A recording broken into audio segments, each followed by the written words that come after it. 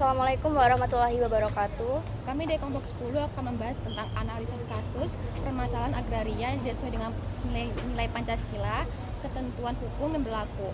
Studi kasus peredaran pupuk ilegal oleh PT Agro Unggul Jaya Makmur. Saya Klipani, NPM Akhir 303. Saya Marcel Firanda, NPM Akhir 250. Saya Aulia Marsha, NPM Akhir 263. Saya Nairina Amanda, NPM Akhir 272. Saya Jalata Swalisya dengan NPM Akhir 331.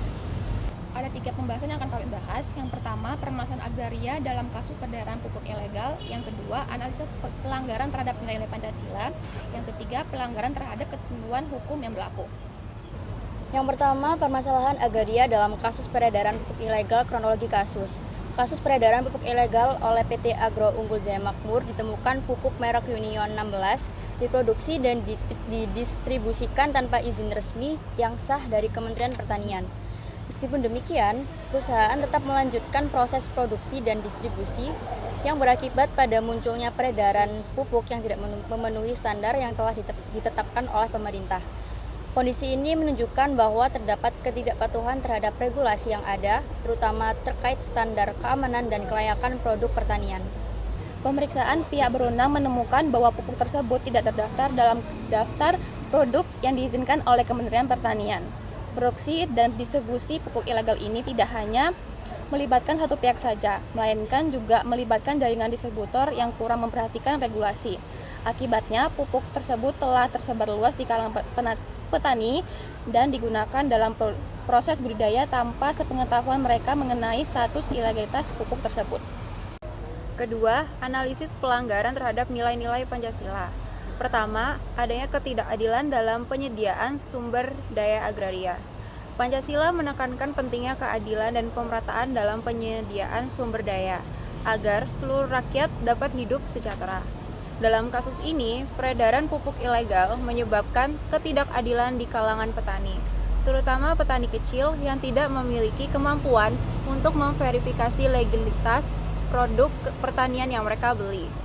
Kedua, mengabaikan kesejahteraan bersama tindakan PT Agro Unggul Jaya Makmur yang mengedarkan pupuk ilegal tanpa memperhatikan dampaknya tidak hanya merugikan petani, tetapi juga mengancam persatuan sosial.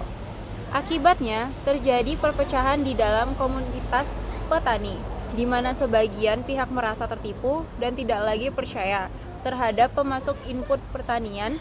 Hal ini sangat bertentangan dengan tujuan menjaga persatuan dan keadilan di Indonesia. Yang ketiga, pelanggaran terhadap ketentuan hukum yang berlaku. Yang pertama yaitu peraturan tentang peredaran pupuk. Yang kedua, sanksi hukum yang dapat diterapkan, di mana pelaku diadili atas pengedaran pupuk yang tidak terdaftar dan berlabel. Berdasarkan Undang-Undang Nomor 22 Tahun 2019, tindakan ini dapat dikenakan sanksi pidana hingga ancaman 6 tahun penjara dan denda maksimal 3 miliar. Selain itu, peraturan terkait pengadaan dan penyaluran pupuk bersubsidi diatur dalam Peraturan Menteri Perdagangan dan Peraturan Menteri Pertanian, yang menekankan pentingnya kepatuhan terhadap regulasi untuk melindungi petani dan konsumen.